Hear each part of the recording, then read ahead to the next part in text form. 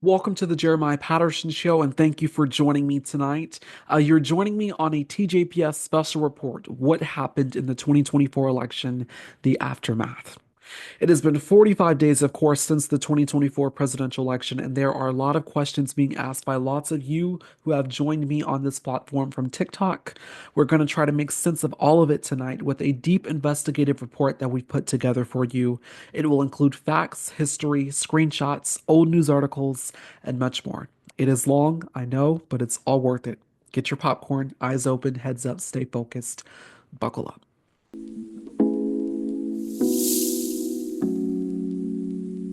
To understand what happened in the 2024 presidential election, we must start in 2016.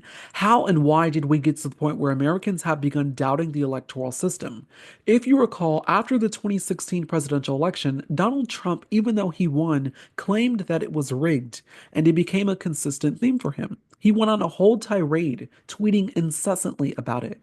Now, Trump did win the election through the Electoral College, but he did not win the popular vote. Hillary Clinton did. Apparently, that riled him up so much that 5 months after the election was over, and after Donald Trump was sworn in as president of the United States, on May 11th, 2017, he signed an executive order creating the Presidential Advisory Commission on Election Integrity. Now, they were tasked with investigating all the illegal ballots and dead undocumented people that voted.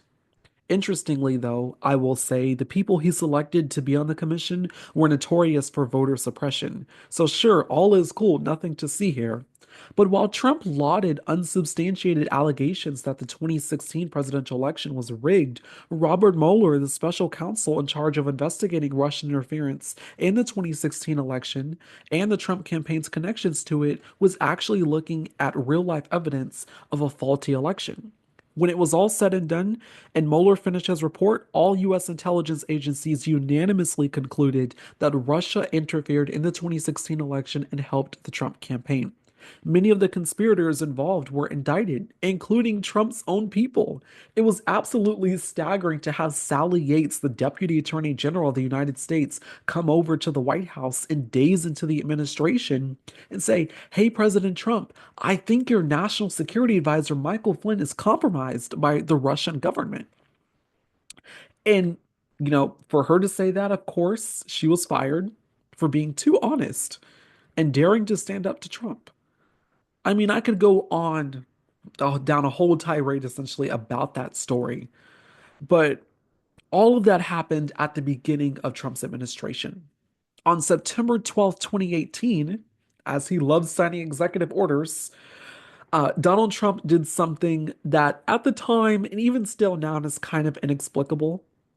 He signed an executive order that he created, Executive Order 13848, where many of you have found that video on TikTok. It has gone viral. Thank you so much for that. I appreciate that. I did not expect that to go viral. But he signed this Executive Order 13848, which essentially calls for an investigation into each election to locate any foreign interference.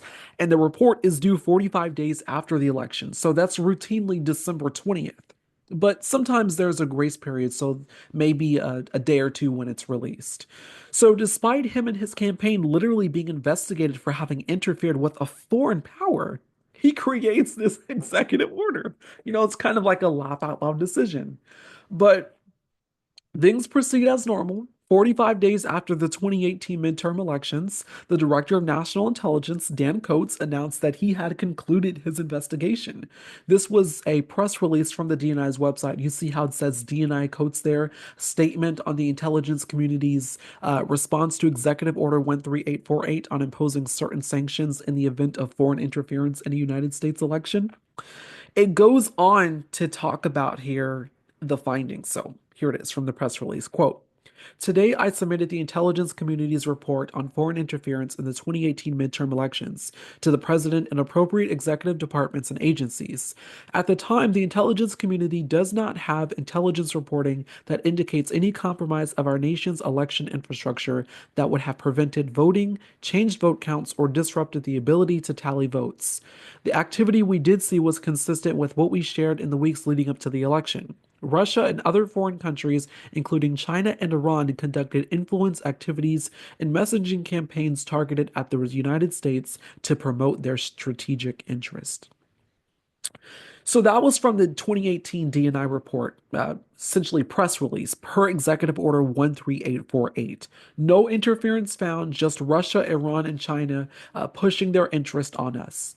Fast forward to the 2020 election, Donald Trump is running for president. In 2019, he's already by then a candidate for re-election, and the Democrats have this insurmountable field of candidates for the nomination, right? They're all vying to get the nomination to be the next president of the United States, to go against Donald Trump in 2020.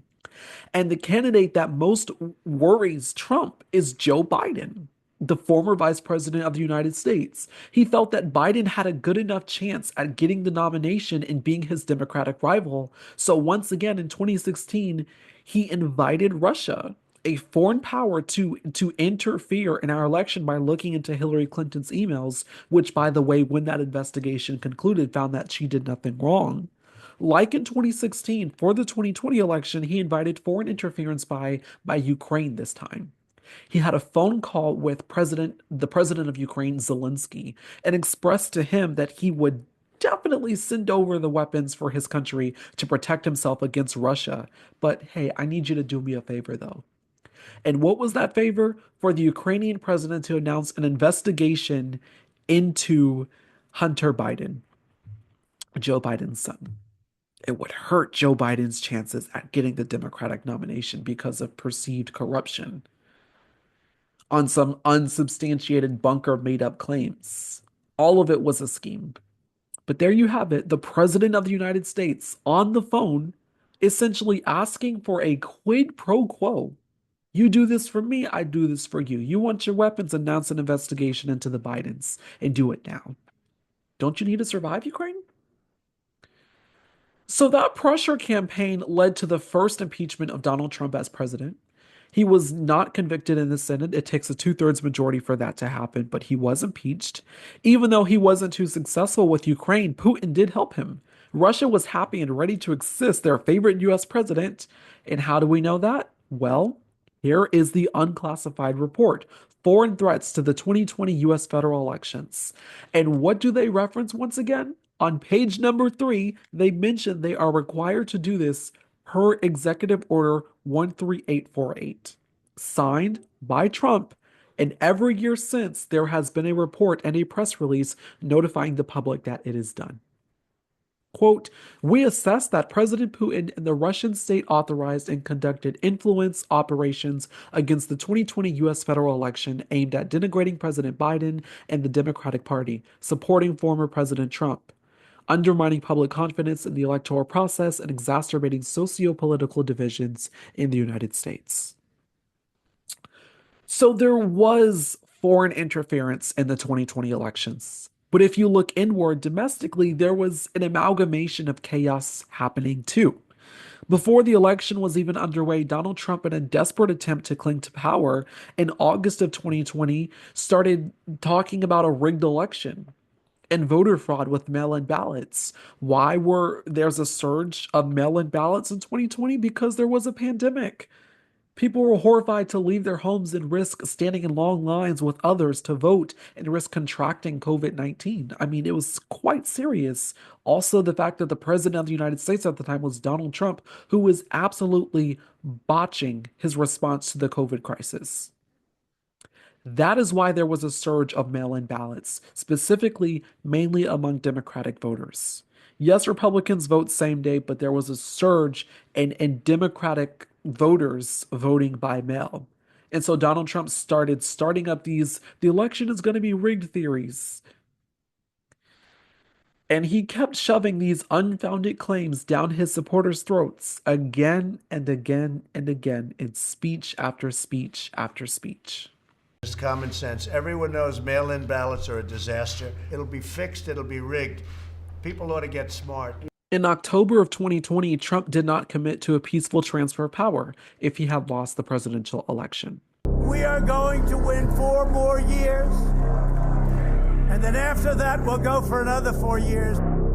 He's telling us how to run our country. How did you do where you came from? How is your country doing? They're going to tell, she's going to tell us, she's telling us how to run our country. You have to dominate. If you don't dominate, you're wasting your time. They're going to run over you. You're going to look like a bunch of jerks. You have to dominate. Will you commit here today for a peaceful transferal of power after the election? Well, we're going to have to see what happens. You know that.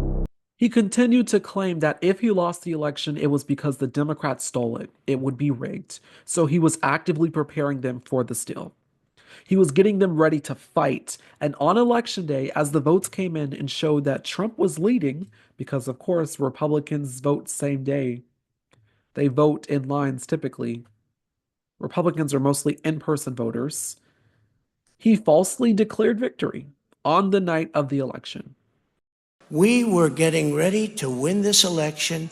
Frankly, we did win this election. This is a major fraud in our nation. We want the law to be used in a proper manner. So we'll be going to the U.S. Supreme Court. We want all voting to stop. We don't want them to find any ballots that... Right there is when it started. The fight to stop the steal. So election officials are being threatened, and Trump is still insisting that he won the election, even though behind closed doors, admitting that he already lost. But where's the fun in that, right? Why not jeopardize democracy and the sanctity of our electoral system to make a couple of $1 million off our supporters on Stop the Steal merch? Right, what's the harm in doing that to democracy? I mean, for one, you end up with election-denying folks who are harassing and stalking Trump supporters, and then you end up with those who are willing to do anything, including taking matters into their own hands to stop what they think is a stolen election. Pull some crap and unregister me to vote, I will hunt you down. You have no right! No right!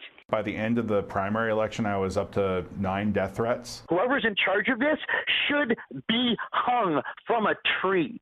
He's Kentucky Board of Elections Executive Director Jared Deering. And these are just some of the voicemails he's getting at the office. Go find a gun and kill yourself. It's incredibly disturbing. Same scene in Nevada, where Deanna Spicula is running 2 of the swing state's elections offices. They are cursing at our staff. They're using very threatening words. And hitting workers across the country just trying to do their job. Damn you! I will destroy you in a court of law. I just hope and pray every night that you get mangled up in a horrible car wreck and you die slowly over hours. If those overt death threats weren't enough, Republicans went so far as to create false documents pretending to be state electors for Donald Trump. Of course, Trump had lost the election to Joe Biden, but come certification day in December, where the state electors were set to meet to certify the results of the presidential election, multiple elected Republican officials created fake documents affirming Trump's win in their state for the election. Even though Biden had won the state and the legal Democratic state electors were present to confirm Biden's win, they actually did this. They not only made but submitted those illegitimate documents to the state and have it sent to Congress as the real votes for the presidency. Biden didn't actually win here. It was all Trump. Although it's not illegal to say that an election was rigged, even though you know it wasn't, it is illegal to create federal documents, sign your names, and then act as if you're the real state electors and send it off to Congress as the official results. And sure enough, they all faced criminal charges for it. Local Republicans who signed up to be those fake electors in 7 states, they are now facing an array of criminal investigations and in some cases charges themselves. In 3 states now, we have either overt confirmation or clear indication that the fake Republican electors are the subjects of open criminal investigations at the state level. That's Arizona, New Mexico, and Georgia. In one other state, in Wisconsin, the attorney general there won't say either way whether there's an open criminal investigation. In still another state, in Michigan, all 16 fake Republican electors have been now charged with felonies under state law.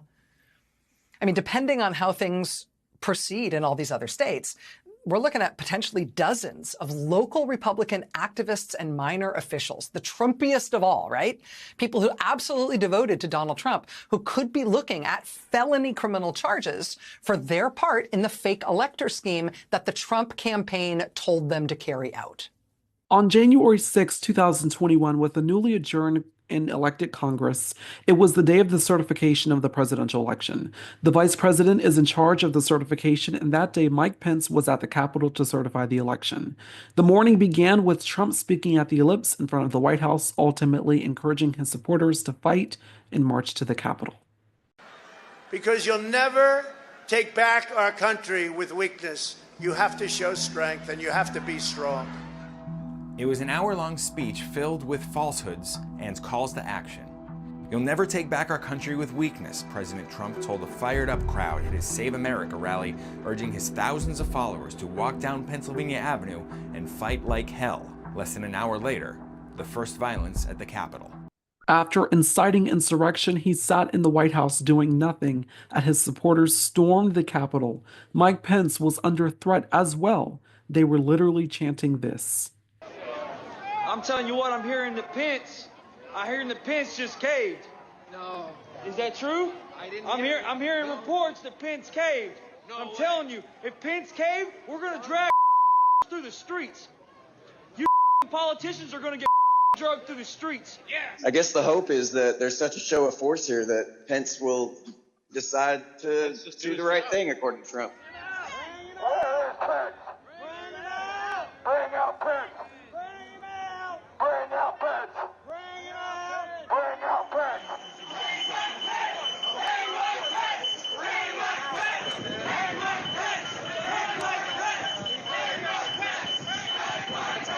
Trump was notified, but he did not care. We know that because of testimony from former White House aide Cassidy Hutchinson, that Trump himself tried to join the insurrectionists. He wanted to join the insurrectionists. He wanted the Secret Service to take him to the Capitol. He got into a physical altercation with one of the agents.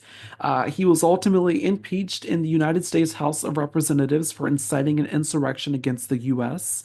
Upon leaving office, federal investigations were opened into his involvement and were quite serious. A federal indictment against Trump for his involvement in the January 6th insurrection and false claims about the results said his actions were illegal and that he participated in, quote, unlawful means of discounting legitimate votes and subverting the election results, end quote. Although, of course, none of these investigations bore criminal charges or convictions, at least not related to insurrection or election interference. More on that later. But what did result in criminal felony charges and 34 permanent convictions on his record was the New York hush money case where he paid off a porn star to keep quiet about what they did. A story like that would be damaging weeks before the election. It was illegal because Trump used that money and wrote it off essentially as something else and then had his lawyer Michael Cohen cover it all up. 7 days after the 2022 midterm elections, on November 15th, Donald Trump announced that he was running for president again. At the time, it was interesting not just because he had announced his campaign 2 years before the election, but also because he was facing criminal and civil cases in several different jurisdictions. And it was funny because other news outlets mentioned that as well. It was clear that he was not really running for president, but actually running from prison. I've been studying presidential history since I was 9 years old, and never before has a person run for president with an amalgamation of criminal charges hanging over them, but also the real possibility of facing jail time. I mean, post-presidency, Donald Trump was spending most of his time in courtrooms. But in terms of running for president again, it's not like he was running on nothing. It was revenge, animosity, and for policy, it was the Project 2025 agenda. Around or before the 2022 midterm elections, upon the defeat of a Trump second term, conservative groups began essentially cooking up something to ensure that there was a playbook for the Republican elected government and president for the next time they won. The Heritage Foundation had many authors and it had contributed to this report, most of which were former Trump administration officials and also a newly elected young Republican senator who had just got elected during the 2022 midterm elections named J.D. Vance. So, when Trump claims that he's not associated with Project 2025, spare me. Let's look at the facts. 140 members of Donald Trump's administration are connected to Project 2025, according to groundbreaking investigative reporting by ProPublica. All of these videos of Trump former administration members connected to Project 2025. My name is Jeff Small. I was a presidential appointee in the Trump administration. I am a former political appointee in the Donald J. Trump administration. I served in the Trump administration. Was on the Trump campaign team early on. You stayed until the final hour. Yes. During the Trump administration, I served as the Assistant Secretary for Public Affairs at the Department of Homeland Security. That's how they were campaigning out the gate for the 2024 election. And what's chilling about this scary 900-page diametrically authoritarian agenda is the history of how conservatives have tried to do this before with another prominent Republican. This is from a TJPS special report we did at the beginning of the year on Project 2025. Shortly after Reagan won the 1980 election, a relatively new conservative think tank group approaches him and gives him 3,000 pages. And what lied in those pages was a 20-volume package on how to swing the government as far as right as possible and how to implement the plan expeditiously. They really were not afraid to tell the new president-elect he wasn't conservative enough. So they presented him with a report, a 3,000-page manifesto on how to consolidate power and instill conservatism in at least every part of the US government. And for a second, you might think, that's sinister. Reagan wouldn't go for that, would he? Possibly. He's one of the good guys, right? No. And Reagan didn't just go for it. He went all in, handing the report to every single person possible and even employing some of the authors of the report at the White House and in the Reagan administration. And when these guys approached Reagan, they were reportedly clear on what they wanted. Abolish the Department of Energy, revoke all executive orders requiring affirmative action for minorities and government or contracting, strip civil agencies of their powers to, quote, make an example of them, strip the EPA of its federal control, reduce the National Security Agency to basically nothing, essentially mean clear house, boost the defense budget, develop a new strategic bomb, increase military spending, crack down on domestic radicals, and downgrade OSHA, which makes sure that you are safe at work in terms of safety guidelines. Apparently, Reagan's transition team director, Edward Meese, was so anxious to get his hands on this freshly new hot doc, and after reading it, he referred to the Heritage Foundation as, quote, a pretty good group of people, end quote. So you can see where this is going. The Washington Post called the report a chest hope of the mainstream right wing. A year later, Reagan is president, and the Heritage Foundation comes to check up on him and gives the guy a grade of a D. He was scoring about 60% with them. Reagan had implemented 60% of more than 2,000 proposals offered to him by the Heritage Foundation, who authored this report. It's still really horrifically frightening, but they said that he was moving in the right direction, but he just needed to do more. That sentiment definitely got noticed by the New York Times with this headline, Heritage Foundation disappointed by Reagan.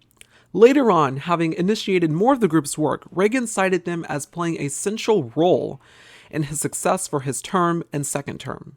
But that report from 1980, published by the Heritage Foundation, has clear and direct ties to something bigger today, known as Project 2025. You see, the name of the report first published back in '81 is Mandate for Leadership. If you look closely at Project 2025, you'll find the same thing. Mandate for Leadership, the conservative promise. By that logic, they're basically trying to finish what they started under Reagan, except this is on steroids. It's draconian, absolutely nuts, scary as hell. It's worse. But they seriously plan to do this if a Republican is elected to the White House next year. What is Project 2025? It is everyone here. This is the movement. We are going to be prepared day one, January 20, 2025, to hit the ground running as conservatives to really help the next president. I implore you to go watch it. It is absolutely riveting and breathtaking. I talk about what's in Project 2025, the people connected to it, and more. I'll be doing a follow-up special report on that since the election. But essentially, that's how the race for the 2024 election started. After the debate of the election cycle, many Democrats and others called into question President Joe Biden's ability to do the job a second time. That weeks-long infighting finally led to the president stepping down, but not without an endorsement. A sharp turn for history, as President Biden announced at 1:46 p.m. there would be no last campaign for him. I believe it is in the best interest of my party and the country for me to stand down and to focus solely on fulfilling my duties as president for the remainder of my term. Then, in a separate statement, the president embraced his vice president. I want to offer my full support and endorsement for Kamala to be the nominee of our party this year. A move that attempts to blunt any effort to open the nomination process before the August convention. Kamala Devi Harris, the former San Francisco District Attorney, Attorney General of California, the former senator from California, and first female, first Black and South Asian American woman to become the Vice President of the United States, had entered the field.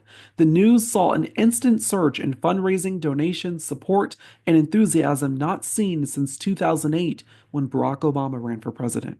Her ability to connect with people, smile, laugh, and essentially just have a good time while also being incredibly focused and clear-eyed on the future of America connected with millions of people. She had policies and agenda to support and boost the middle class, to help Black men and other marginalized groups.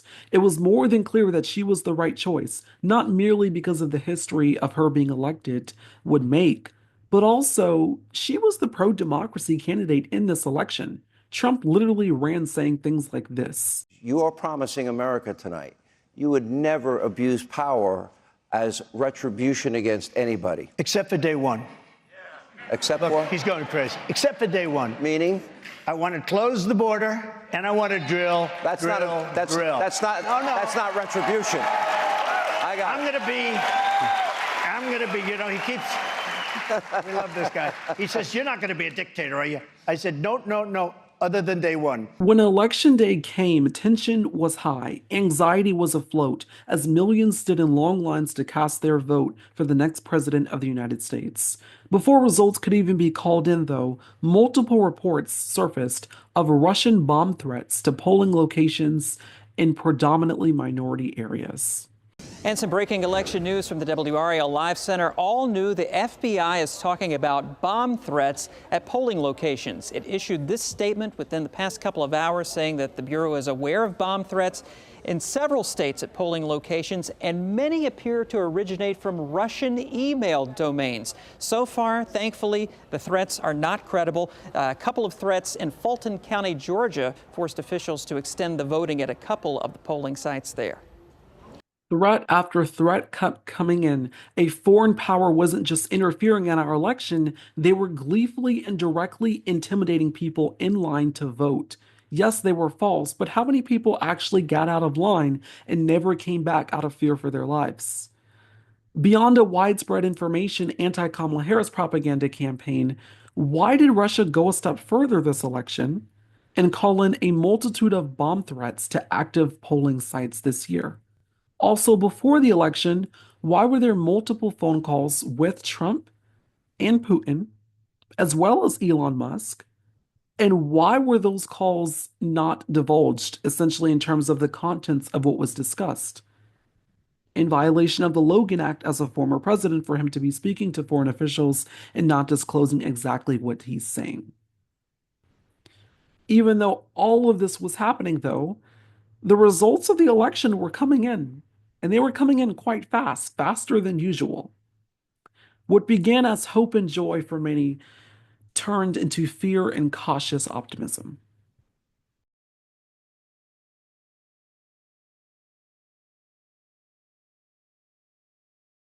Just 3 points away from the 270 that makes you the president-elect, he declared victory with a smile. But things didn't add up.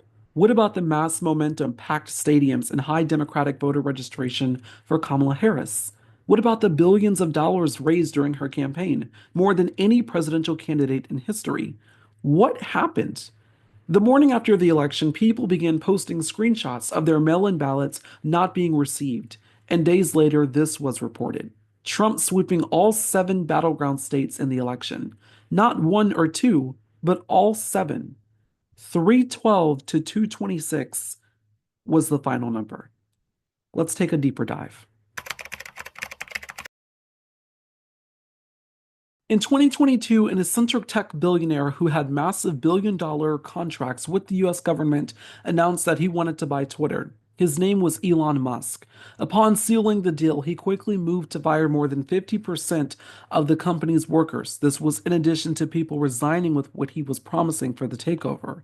And Elon was not just firing obscure people, he was actually deliberately firing people, specifically in key roles.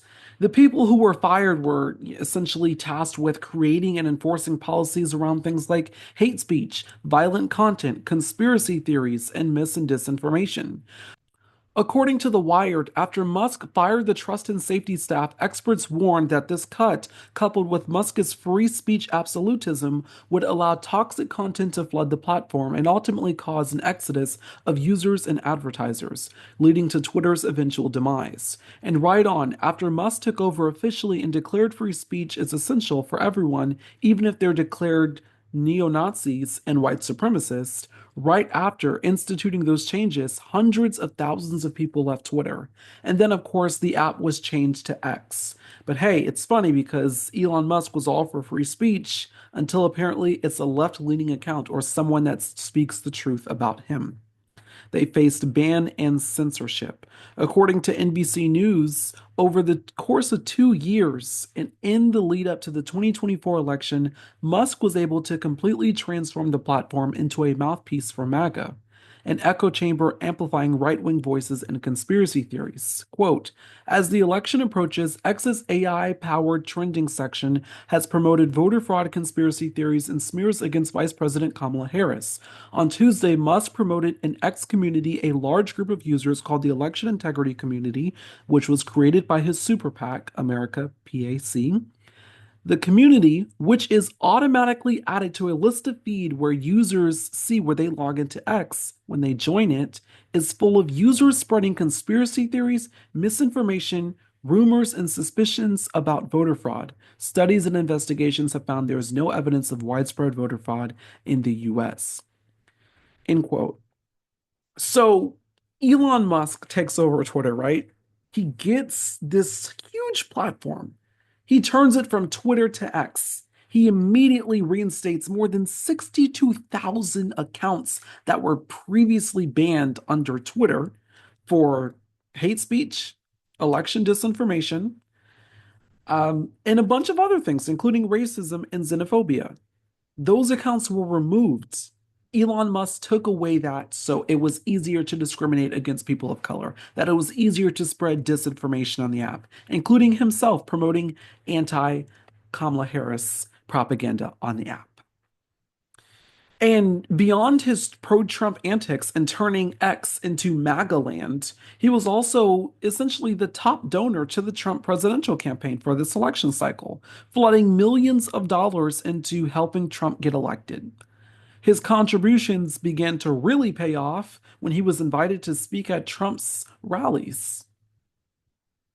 Elon Musk's influence over this election was massive. Far-right podcast host Joe Rogan has said on his show that Musk knew the results of a Trump victory 4 hours before the election was called because he had a special app. And how does that work? What is this special app?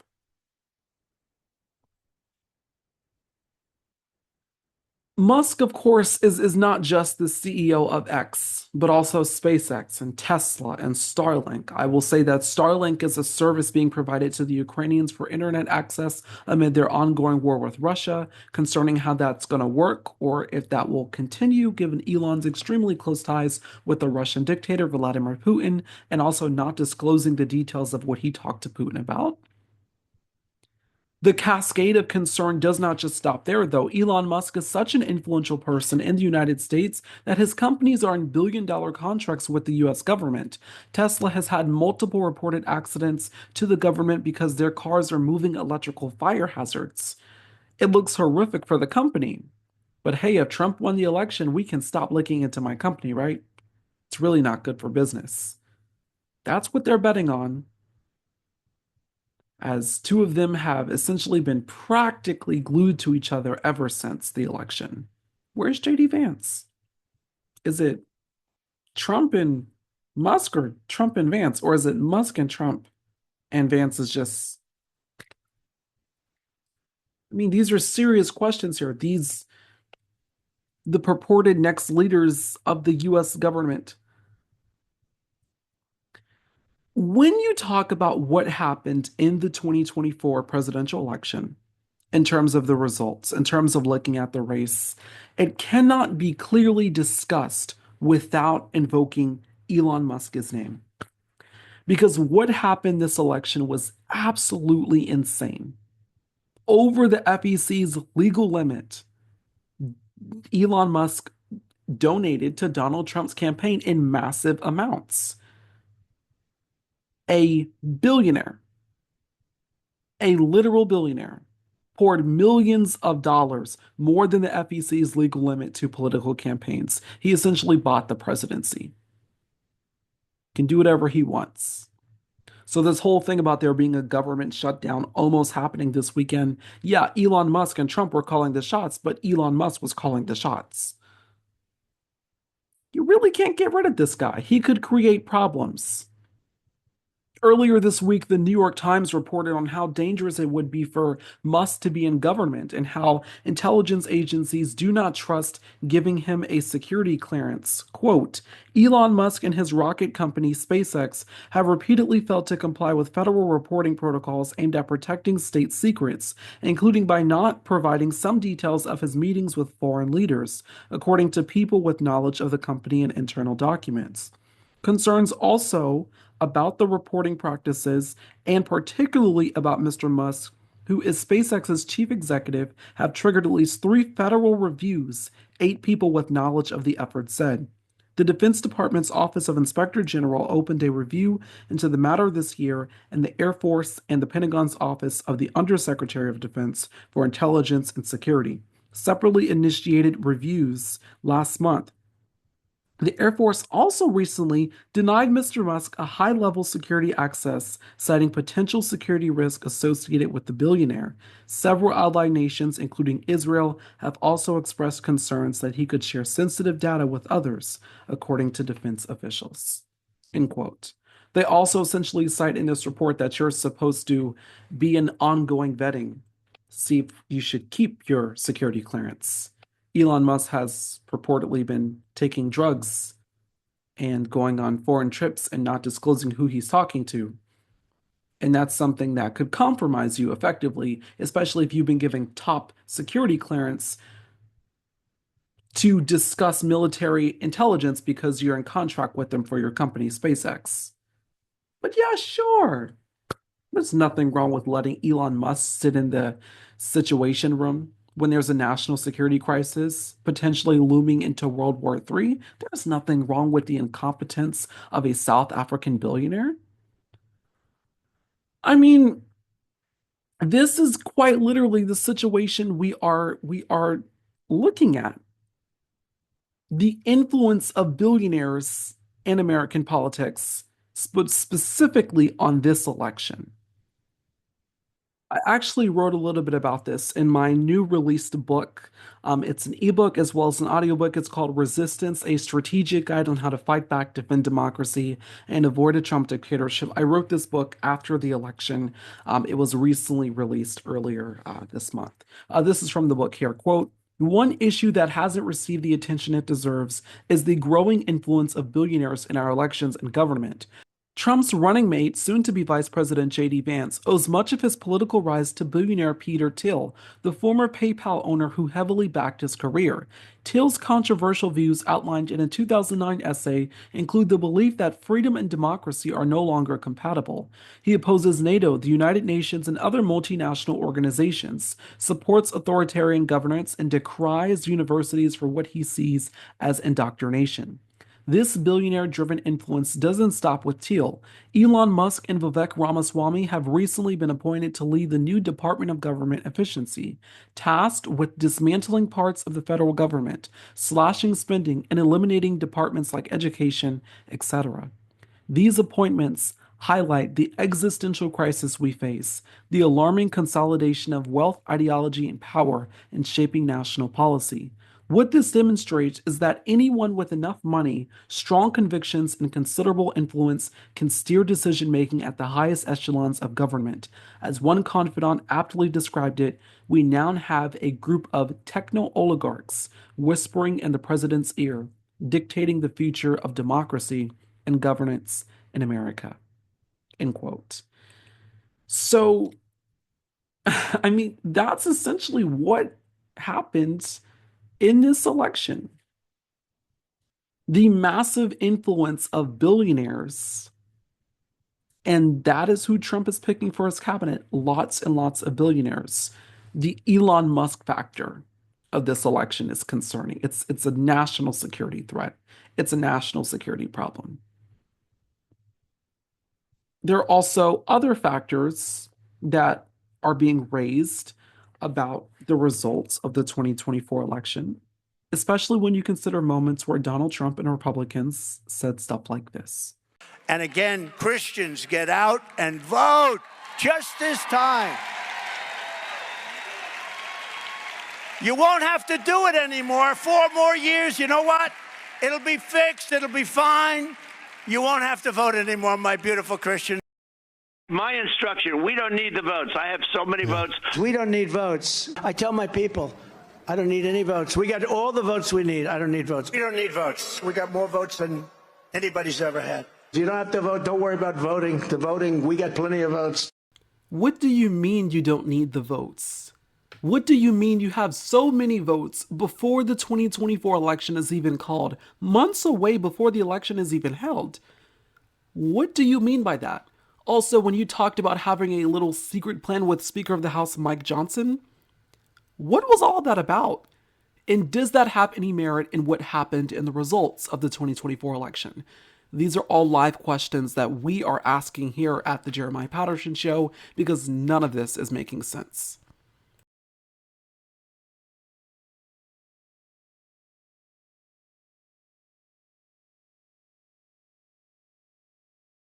2020, Donald Trump sought to overturn the results of the presidential election. He was met largely with resistance and vociferous pushback, but they don't plan to have that happen again. So over the past 4 years, they've been hard at work, making Project 2025, installing Trump loyalists and sycophants in Republican state parties, legislators, and even in the U.S. Congress, so that this time when Trump cries about a stolen election, they'll be sure to make sure he actually wins. They'll be more inclined to nullify the results and hand Trump another term. And the way they intend to do that is absolutely horrifying.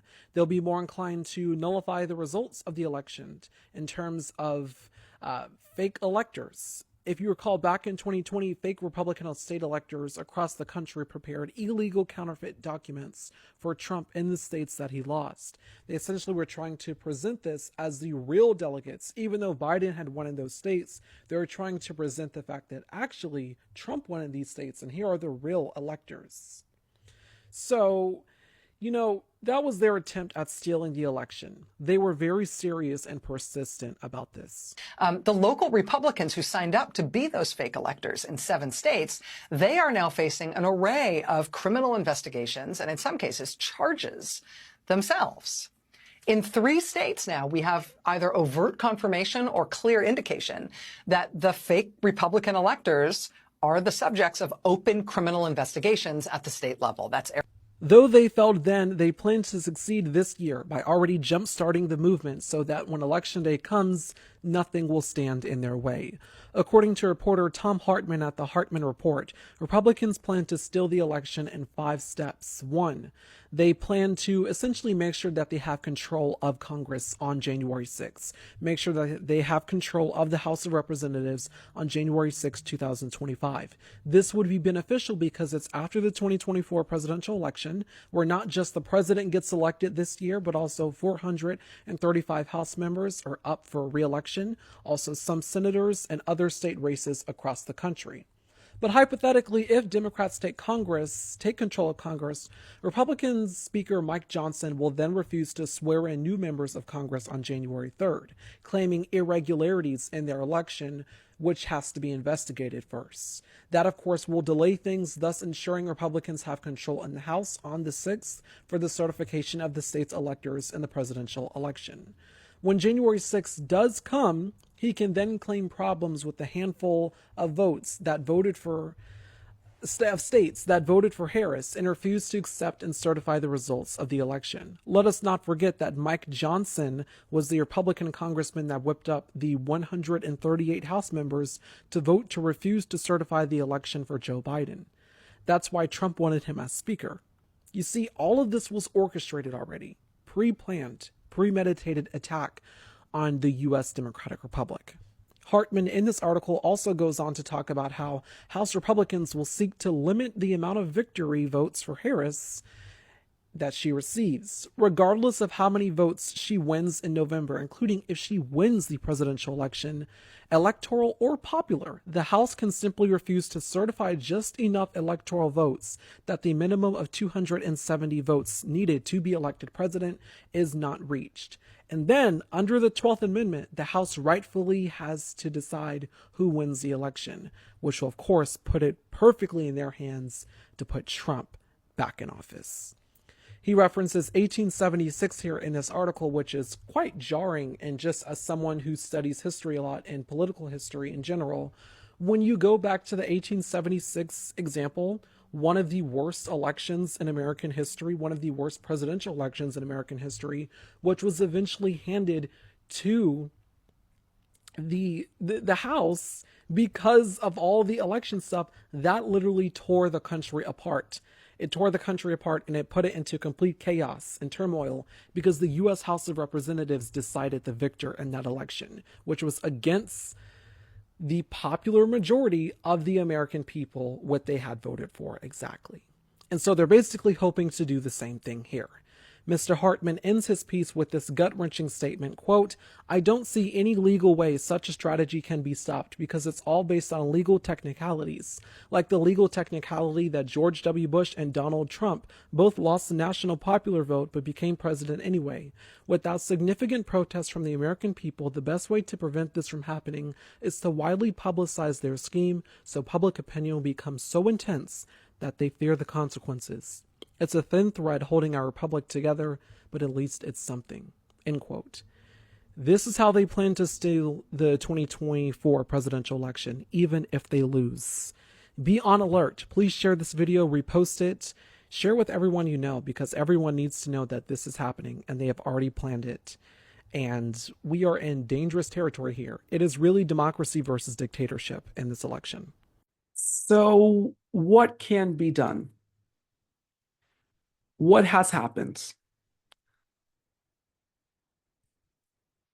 Earlier this year, this United States Supreme Court effectively gave the president new massive powers. They expanded the role of the executive branch. This is something that our founders essentially did not want because, there are three branches of government, but Republicans love breaking the rules and having a Supreme Court to do it.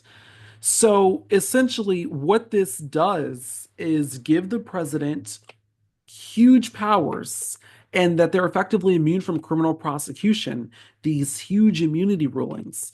And so basically, when President Joe Biden pardoned his son, there was lots of upheaval, even from members of his own party, but there was lots of upheaval effectively of, oh, the president can't pardon his son.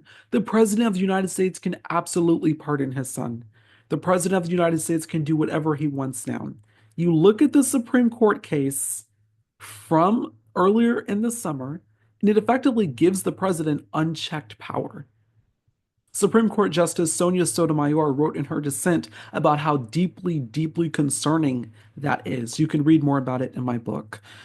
But you get the situation with the president having this much power, and the incumbent president of the United States is a Democrat Joe Biden. What can happen here is that, of course, every president takes an oath to the Constitution. It's 35 words. I do solemnly swear that I will faithfully, Joe Biden, as president of the United States, effectively could say, I swore an oath to protect the Constitution, to defend this country from all enemies, foreign and domestic. Donald Trump effectively is a domestic enemy. I mean, this is someone who incited insurrection against the United States, who is willing to completely burn down the institutions of this country. This is someone that is a grave threat to democracy, who has expressed his extreme disdain for members of the military, as well as people who he believes are weak, and says that we should just get rid of the administrative state and start a dictatorship. And people are surrounded by him exactly like that, including people who literally wrote the Project 2025 agenda, which calls for effectively an authoritarian government, tracking female periods, a nationwide abortion ban, getting rid of the Department of Education, because, of course, a dumber class, a dumber working people, the more we can manipulate them, because authoritarians rely on dumb people, on uneducated people, because they are more willing and more likely to submit because they have no actual intellect to counter what is being done to them. We face a situation right now where there is stuff that can be done. A lot of you have came to this video from TikTok, where I talked about Executive Order 13848, Donald Trump's own executive order that he signed. Now, this happened on September 12th, 2018, and every election since, 45 days after the election, we've gotten the report. We are waiting to get at least a press release that the report is done. We're still waiting on that as of me recording this video now.